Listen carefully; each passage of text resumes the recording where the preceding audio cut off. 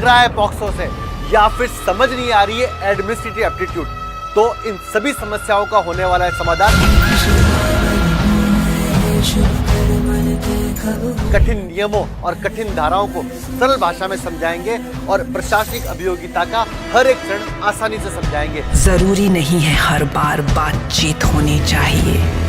जी हाँ, आपकी सभी समस्याओं का समाधान हो चुका है। ये हमारे हॉस्टल मॉडल के लिए प्रशासनिक अभियोगिता और पॉक्सो के लिए एक समग्र सरल अध्ययन सामग्री आ गई है, जिसमें 450 से ज्यादा प्रश्न हैं जो आपको आपके लक्ष्य के करीब पहुंचाएंगे और आपकी समस्याओं का समाधान करेंगे। तो आज ही लें ये पुस्तक और अपनी सफलता को सुनिश्चित करें।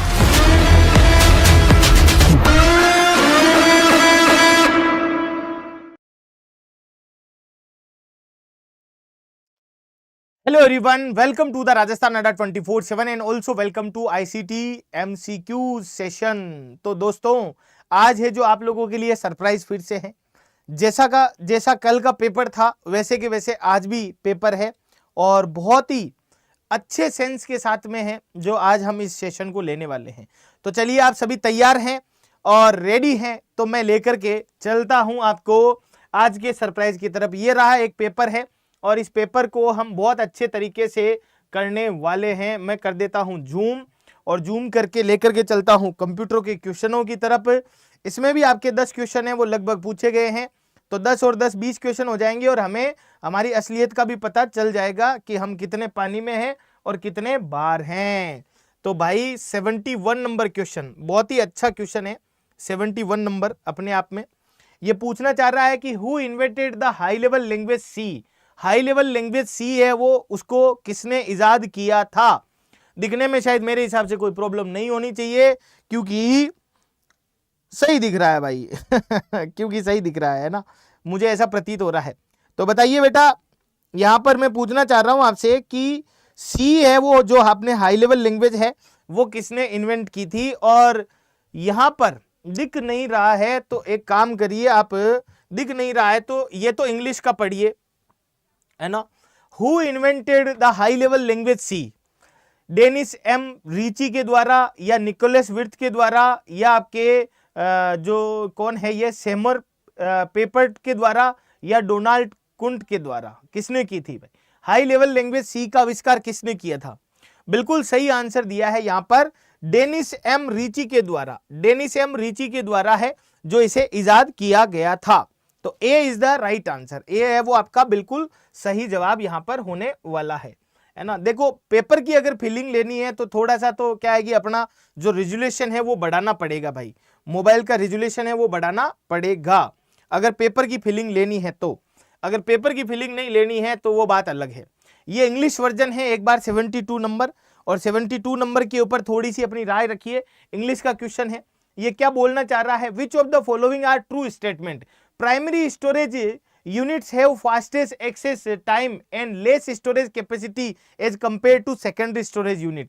Second है primary storage unit have sequentially access और third है secondary storage unit are non volatile storage। इनमें से कौन सा सही है, सही स्टेटमेंट है वो आपको यहाँ पर लगाना पड़ेगा। सही स्टेटमेंट्स के बारे में बताना है। देखो जी, हिंदी वाले साथी है वो इस तरफ है, वो देख सकते हैं। निम्न में से कौन सा सत्य कथन है, द्वितीयक भंडारण इकाई की तुलना में प्राथमिक भंडारण इकाई का एक्सेस टाइम तेज और भंडारण क्षमता कम होती है। बात बिल्कुल सही है। प्राथमिक भंडारण इकाई क्रमिक अधिगम करती है, नहीं जी ये गलत है सेकंड वाला। द्वितीयक भंडारण इकाई और गैर वाष्पशील यानी नॉन वोलेटाइल भंडारण होती है, यानी कि यहां पर जो करेक्ट आंसर होगा वो फर्स्ट और थर्ड है, वो बात यहां पर क्या है, सही है। तो फर्स्ट और थर्ड है वो यहां पर क्या है, सही है। तो करेक्ट आंसर क्या होगा आपका, बी ऑप्शन रहने वाला है। बी ऑप्शन है वो आपका गुड आंसर यहां पर रहेगा। उसके आगे नेक्स्ट क्वेश्चन है यहां पर 73 नंबर, उसको देखते हैं। 73 नंबर क्या कहना चाह रहा है, ये बहुत ही बढ़िया सा और बहुत ही प्यारा सा क्वेश्चन है। 73 नंबर, 73 नंबर में ऐसा बोला जा रहा है कि यहां पर ये which of the following is correct sequence in context of first to fifth generation of computer. पहली से पांचवी पीढ़ी के कंप्यूटर का एक सीक्वेंस यहां पर दिया गया है, उनके बारे में आपको यहां पर अवगत करवाना है। तो बताइए जनाब, क्या आंसर यहाँ पर आप करना चाहेंगे, कौन सा आपका करेक्ट आंसर होगा? अगर आप इंग्लिश में कंफर्टेबल है तो मैं इंग्लिश में इसका सॉल्यूशन करवा देता हूं, अगर हिंदी में कंफर्टेबल है तो हिंदी में भी मैं करवा दूंगा। ठीक है, क्वेश्चन क्या बोला है, which of the following is correct sequence in context of first to fifth generation of computer? तो वैक्यूम ट्यूब था लेकिन जावा नहीं थी सेकेंड जनरेशन में, ट्रांजिस्टर नहीं था फर्स्ट जनरेशन में, मशीन लैंग्वेज थी, ट्रांजिस्टर था लेकिन यूएलएसआई नहीं थी, ENIAC फर्स्ट जनरेशन का कंप्यूटर है, सेकेंड जनरेशन में ट्रांजिस्टर था, थर्ड जनरेशन में CDC 66 तो था, फोर्थ जनरेशन में VLSI था और फिफ्थ जनरेशन में परम था। तो करेक्ट आंसर क्या हो जाएगा आपका? डी ऑप्शन हो जाएगा, है ना। और अगर हिंदी वाले साथी इसको देखना चाहते हैं तो हिंदी वाले साथियों के लिए ये क्वेश्चन है, ये बोलना चाह रहा है कंप्यूटर की प्रथम से पंचम पीढ़ी के संदर्भ में कौन सी श्रृंखला सही है? तो पहली पीढ़ी के अंदर वैक्यूम ट्यूब तो थी लेकिन सेकंड पीढ़ी में जावा नहीं थी, फर्स्ट जनरेशन में ट्रांजिस्टर नहीं था, ए और बी इसलिए गलत हो गए, फर्स्ट जनरेशन में मशीन लैंग्वेज थी, सेकंड में ट्रांजिस्टर था लेकिन थर्ड में यूएलएसआई नहीं थी, ये थी आपके फिफ्थ जनरेशन के अंदर। तो आपका करेक्ट आंसर क्या होगा? डी।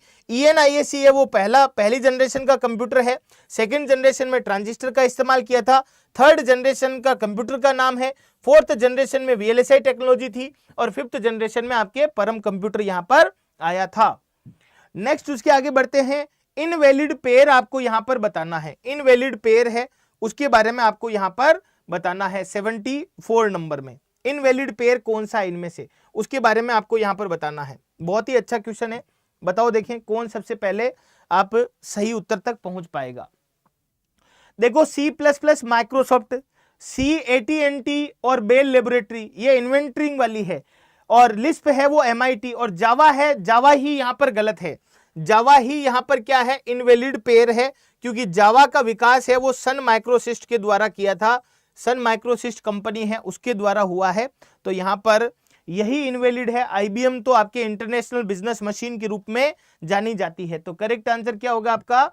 C ऑप्शन होने वाला है। नेक्स्ट क्वेश्चन है यहां पर, MS पावर पॉइंट में विद्यमान प्रस्तुतिकरण खोलने के लिए कौन सी शॉर्ट की है वो आप यूज लेने वाले हैं?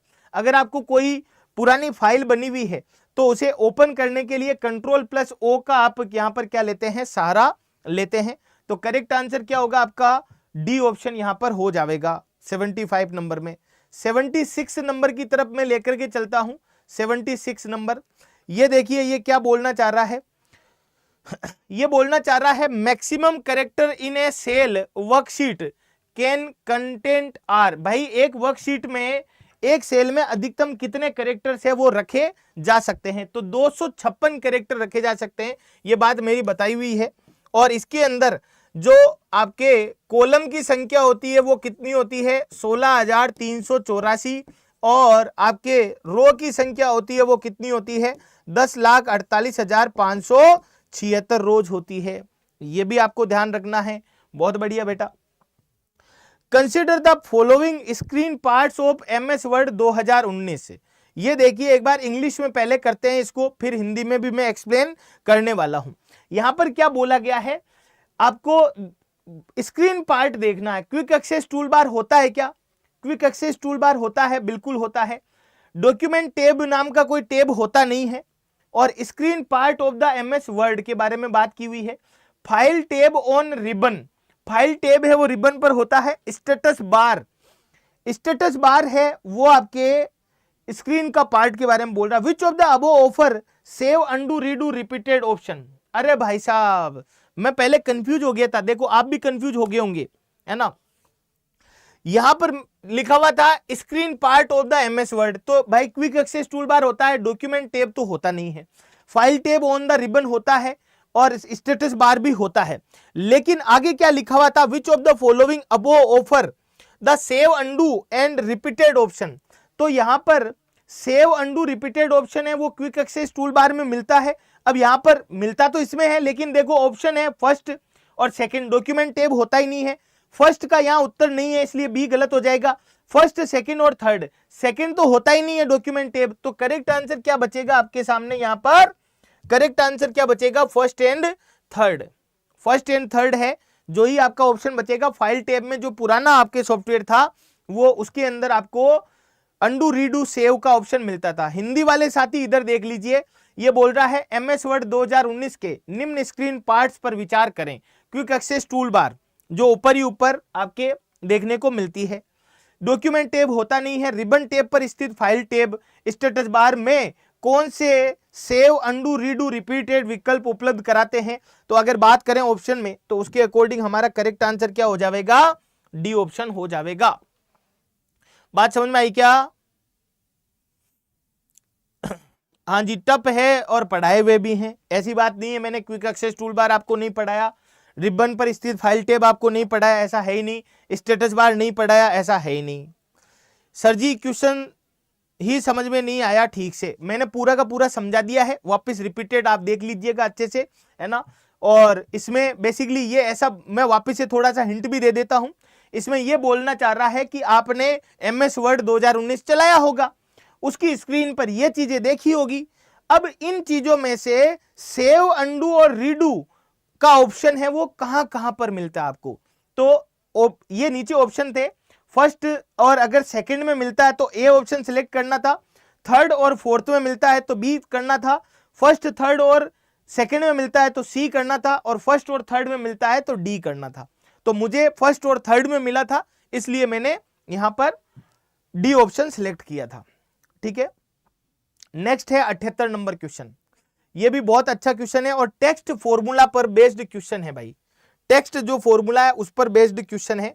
ये क्या कहना चाह रहा है, बहुत ही मतलब इंटरेस्टिंग सा क्वेश्चन है, हिंदी और इंग्लिश का दोनों का एक साथ मैं यहां पर बताने वाला हूं, तो थोड़ा ध्यान दीजिए, पढ़िए एक बार। लैंग्वेज हार्ड है क्वेश्चन की। अब वो तो देखो जी, परीक्षक ऐसे तो देखेगा नहीं जी कि भाई मनबार जी पेपर दे रहे हैं तो इजी लैंग्वेज देवें, वो तो अपने अकॉर्डिंग ही लैंग्वेज देगा, उसी के अकॉर्डिंग ही आपको आंसर देना पड़ेगा, है ना।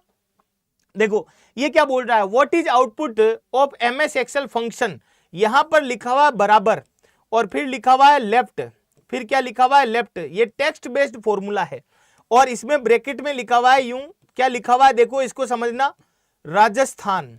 क्या लिखा हुआ है? राजस्थान, राजस्थान। और फिर लिखा हुआ है 3 और फिर लिखा हुआ है एंड और फिर लिखा हुआ है मिडिल, है ना। और फिर लिखा हुआ है गंगा, फिर क्या लिखा हुआ है? गंगा। और गंगा में भी 2 और 2 लिखा हुआ है। ये टेक्स्ट बेस्ड फॉर्मूला है। यहां पर क्या है कि आपको टेक्स्ट है वो सिलेक्ट करने हैं, है ना। तो देखो करना क्या है, लेफ्ट साइड से 3 अक्षर लेने हैं, ये ऐसे बोलना चाह रहा है, लेफ्ट साइड से 3 अक्षर। तो लेफ्ट साइड यही होती है, तो 3 अक्षर कौन से हो गए?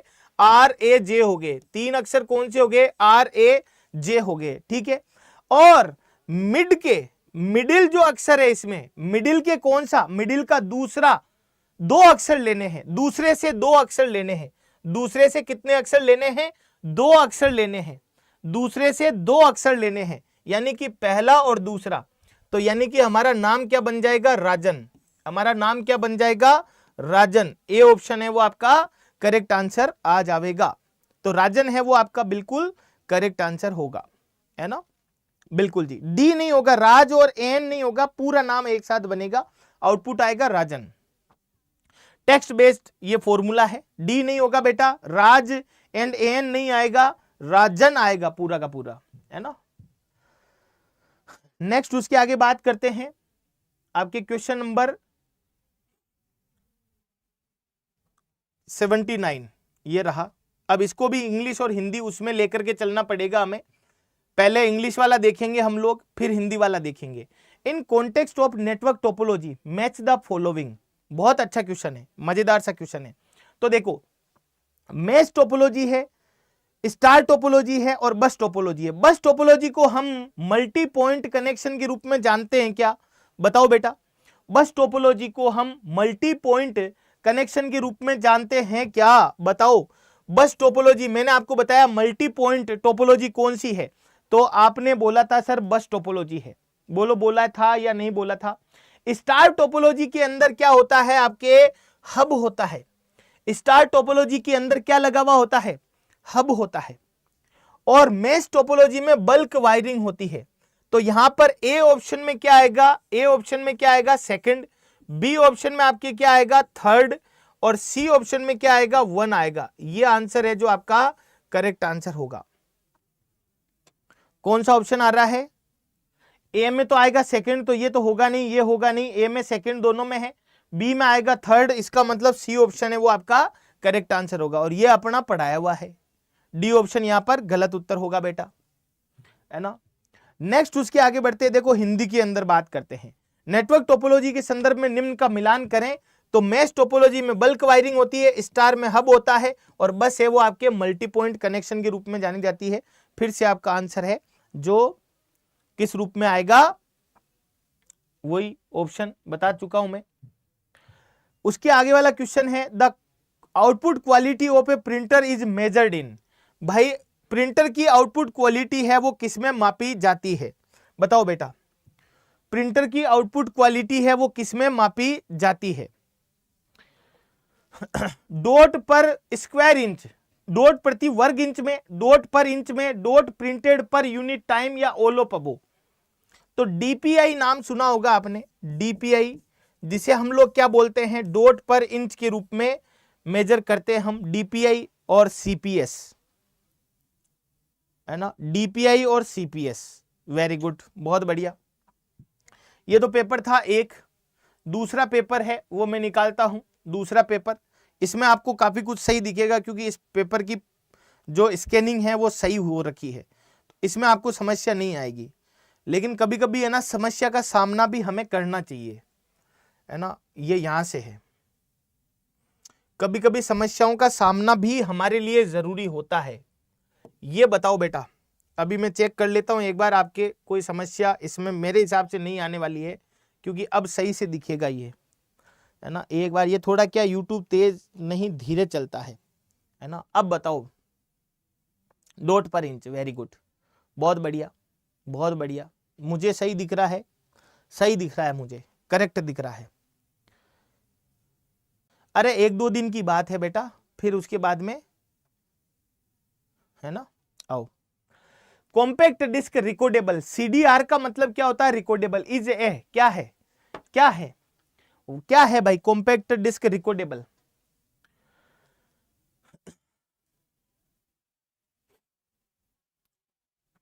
ए ऑप्शन दे रहे हैं, रीड ओनली डिस्क। तो रीड ओनली डिस्क थोड़ी होगा, रिकॉर्डेबल है मतलब सीडीआर है, इसका मतलब आप रिकॉर्ड कर सकते हैं, तो ये तो गलत होगा। राइट इरेज रीराइटेबल डिस्क नहीं है, सेमीकंडक्टर डिस्क नहीं है। राइट वंस रीड मेनी, है ना, रीड मेनी, राइट वंस एक बार आप राइट कर सकते हैं, रिकॉर्ड कर सकते हैं उसमें, और रीड मेनी बहुत बार है जो उसे क्या कर सकते हैं, चला सकते हैं। अरे बेटा सीडीआर, देखो सीडीआर, और जो चलाने वाला बोल रहे हैं आप, जो चलाने वाला बोल रहे हैं वो क्या होता है? सीडी रोम होता है। वो क्या होता है? CD ROM. ये होता है चलाने वाला, है ना। रीड ओनली डिस्क जो रीड करता है, एक होता है CDRW, है ना। तो CDR का मतलब है कि एक बार रीड करो, राइट करो, एक बार राइट करो और रीड मेनी टाइम। इसमें रीड और राइट मेनी टाइम्स, रीड और राइट मेनी टाइम्स, यस। इसको सिर्फ और सिर्फ आप राइट क्या कर सकते हैं? एक बार। तो ये तीनों कंफ्यूजन क्लियर हो चुके होंगे बेटा। बताओ मुझे, ये तीनों कंफ्यूजन क्लियर है सभी के? बताओ, वो सीडी रोम होता है, यस बिल्कुल क्लियर है ये बात सभी के? यस और नो के साथ जयकारा लगाते हुए। IBM 1401 कौन सा है कंप्यूटर? देखो ऐसे क्वेश्चन मैंने आपको एक टेबल बना के दी थी। IBM 1401 क्या है कि फर्स्ट जनरेशन में तो ऐसे नाम थे ही नहीं और IBM 1401 है वो कंप्यूटर सेकंड जनरेशन के कंप्यूटर के रूप में जाना जाता है ना। सेकंड जनरेशन के कंप्यूटर के रूप में जाना जाता है। Yes sir, very good. Which of the following false, इनमें से कौन सा है जो आपके गलत है? गलत कौन सा है इनमें से वो आपको बताना है, गलत कौन सा है? 73 के अंदर एक साथ ही देख लो, शायद मुझे लगता है दिख रहा है, कोई समस्या नहीं है। Second generation, yes second generation, good. एक बार देख लेता हूं, मुझे दिख रहा है भाई, बिल्कुल सही दिख रहा है। Which of the following false? TCP enable data flow for monitoring, monitoring के लिए टीसीपी डेटा प्रवाह सक्षम बनाता है, बिल्कुल बनाता है, इसमें कोई अतिशोक्ति नहीं है। सभी गलत है। अच्छा, सभी गलत है, चलो देखते हैं। टीसीपी नेटवर्क संसर्गीकरण को टालता है। टीसीपी अवॉइड नेटवर्क सैचुरेशन, बिल्कुल सही बात है। इसमें देखना है कि कौन सा है जो फॉल्स है। TCP makes communication between server and client, बिल्कुल सही बात है। टीसीपी सर्वर और क्लाइंट के मध्य संचार बनाता है। और इन TCP IP model internet layer is closer to the user. TCP IP model में इंटरनेट लेयर है वो उपयोगकर्ता के निकट होती है। तो यही डी ही गलत है। उपयोगकर्ता के निकट कौन सी लेयर होती है, कोई साथी बताएगा। वैसे ये आपके सिलेबस का नहीं है, लेकिन एप्लीकेशन आपने नाम सुना होगा कभी जीवन के अंदर। एप्लीकेशन ओएसआई मॉडल की जो आपके सेशन लेयर है, प्रेजेंटेशन लेयर है और एप्लीकेशन लेयर, इन सबको मिलाकर के एक ही लेयर बना दी जाती है बेसिकली। तो यूजर एंड के जो निकट है वो टीसीपी मॉडल आईपी, जो टीसीपी या आईपी मॉडल में इंटरनेट लेयर नहीं है ना। ये वैसे आपके सिलेबस में नहीं है ओएसआई मॉडल वगैरह, लेकिन फिर भी अपन ने कर लिया है, कोई दिक्कत नहीं है। यहां पर आते हैं 74 नंबर में। 74 number, which of the following is valid set of high level language. इनमें से कौन सा है जो हाई लेवल लैंग्वेज का वैलिड सेट है जो आपको नजर आ रहा है यहां पर। जैसे पीएनजी तो आपके कोई फॉर्मेट है, आरपीजी, लिस्प और स्नोबॉल, सी, एलपीजी, एलपीजी तो गैस होती है आपके, है ना, और एनाकोंडा स्नोफॉल, ये भी गलत है ना। आरपीजी, लिस्प और स्नोबॉल ये आपके क्या है, हाई लेवल लैंग्वेज का एक सेट है। High level language, software layer नहीं, एप्लीकेशन लेयर, एप्लीकेशन लेयर, है ना। ये एक कोई वीडियो एग्जाम हुआ था उसके हैं, है ना, वीडियो एग्जाम्स हुआ था उसके हैं। नेक्स्ट है आपके पास में, in context of MS PowerPoint presentation the valid order pair to fill the blanks is print out is strictly for. ये देखो एक बहुत ही अच्छी चीज यहां से सीखने को मिलेगी भाई, आज आपको बहुत अच्छी चीज, बहुत प्यारी चीज आपको यहां पर सीखने को मिलेगी। तो इसको एक बार थोड़ा सा अच्छे से पढ़िए। पावर पॉइंट के अंदर आप क्या करते हैं, आप हैंडआउट है वो प्रिंट के लिए यूज लेते हैं। हैंडआउट है वो किसके लिए लेते हैं, प्रिंट के लिए यूज लेते हैं। और जो नोट्स है वो किसके लिए यूज लेते हैं, स्पीकर के लिए यूज लेते हैं, है ना। तो in context of MS PowerPoint presentation the valid order pair to fill the blanks A print out of. तो प्रिंट आउट है वो किसके लिए, प्रिंट आउट है हैंडआउट्स या notes, is strictly for the किसके लिए। बहुत अच्छा क्वेश्चन है, मजेदार सा क्वेश्चन है, बहुत ही मजेदार सा क्वेश्चन है। एक print out of is strictly for, dash का एक प्रिंट आउट निश्चित रूप से किसके लिए होता है, किसके लिए होता है। बी ऑप्शन दे रहे हैं। देखो सुनो मेरी बात है, जो नोट्स का प्रिंट होता है, नोट्स का प्रिंट आउट, नोट्स का प्रिंट आउट हमेशा स्पीकर के लिए होता है, स्पीकर के लिए होता है, स्पीकर के लिए होता है। नोट्स है वो किसके लिए जोड़े जाते हैं, स्पीकर की हेल्प करने के लिए जोड़े जाते हैं, है ना। तो यहां पर भरो नोट्स का प्रिंट आउट निश्चित रूप से स्पीकर के लिए होता है। तो नोट्स और स्पीकर का देखो इसमें कॉम्बिनेशन, तो आपका करेक्ट आंसर क्या आएगा, बी ऑप्शन आएगा। नोट्स का प्रिंट आउट हमेशा किसके लिए होता है, स्पीकर के लिए होता है ना। ये चीज मैंने आपको जब व्यू बता रहा था तब बताई भी थी। ये बोल रहा है when was the first laptop computer introduce in market and by whom. Epson नाम की कंपनी है जिन्होंने है जो फर्स्ट लैपटॉप है वो इंट्रोड्यूस किया था, इप्सन ने 1981 के अंदर। और जीयूआई को जो इंट्रोड्यूस करने वाली थी, जीयूआई को, वो कौन सी थी, ये क्वेश्चन आ सकता है। जेरोक्स नाम की कंपनी थी, उसने, जेरोक्स ने ईथरनेट को भी इंट्रोड्यूस किया था, ईथरनेट केबल को भी इंट्रोड्यूस किया था। कई बार ये क्वेश्चन है जो पूछे जा सकते हैं। लैपटॉप है वो किसके द्वारा बनाया गया था, पहला लैपटॉप तो इप्सन नामक कंपनी के द्वारा।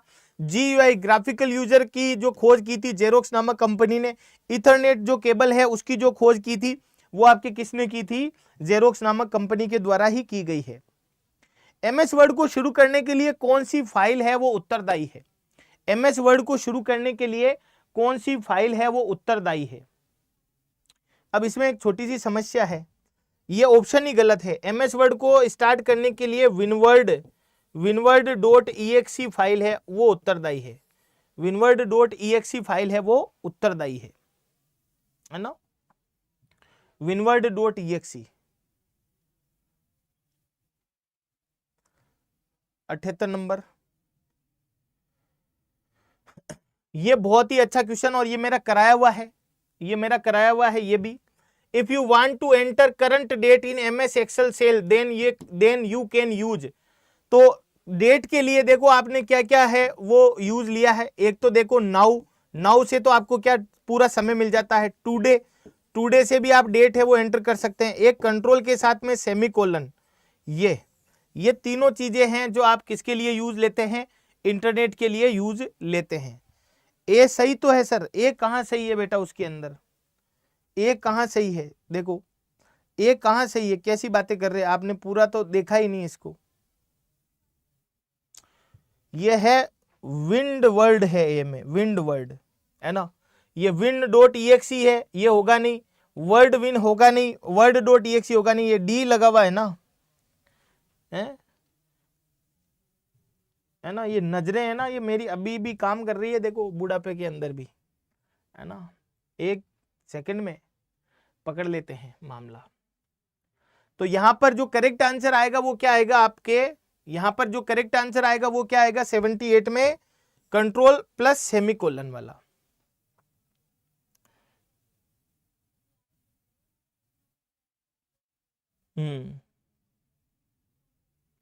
हाँ, विनवर्ड होता था नहीं, विनवर्ड होता ही है, अभी भी होता है, आजकल भी। 79 नंबर, इसको छोटा कर देते हैं एक साथ ताकि क्वेश्चन पूरा दिखे आपको। 79 नंबर बहुत अच्छा क्वेश्चन है। 79 number, consider the following statement. निम्न कथनों पर विचार कीजिए। करो देखें विचार। डी होगा शायद इसमें, डी। अच्छा विचार कर भी लिया।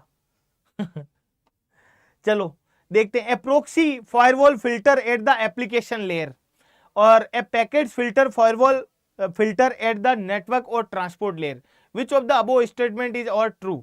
भाई वैसे तो ये आपके सिलेबस का नहीं है, है ना, लेकिन ये दोनों के दोनों ही आपके सही है।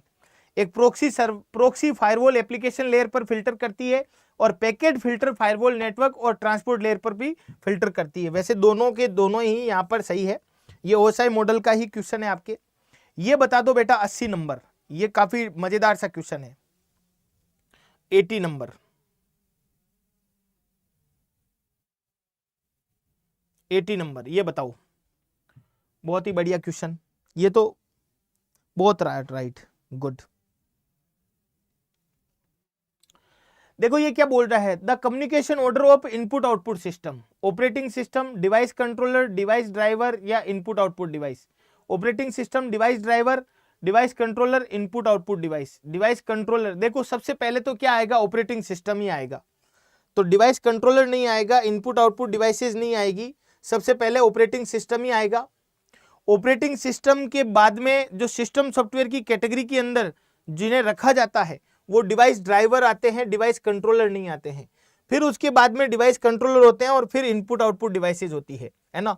इनपुट आउटपुट सिस्टम का जो संचार अनुक्रम है उसमें सबसे पहले ऑपरेटिंग सिस्टम आता है, फिर डिवाइस ड्राइवर आते हैं, फिर आपके डिवाइस कंट्रोलर आते हैं और इनपुट आउटपुट डिवाइसेज आती है। तो आपका करेक्ट आंसर क्या हो जाएगा? ऑप्शन एलिमिनेशन की मदद से बी ऑप्शन है वो आपका गुड आंसर हो जाएगा। ठीक है बेटा, तो ये थे प्यारे से क्वेश्चन। उम्मीद है कि आपको अच्छे लगे होंगे। 20 क्वेश्चन अपन ने किए हैं और अब आप लोगों के लिए एक महत्वपूर्ण सूचना है।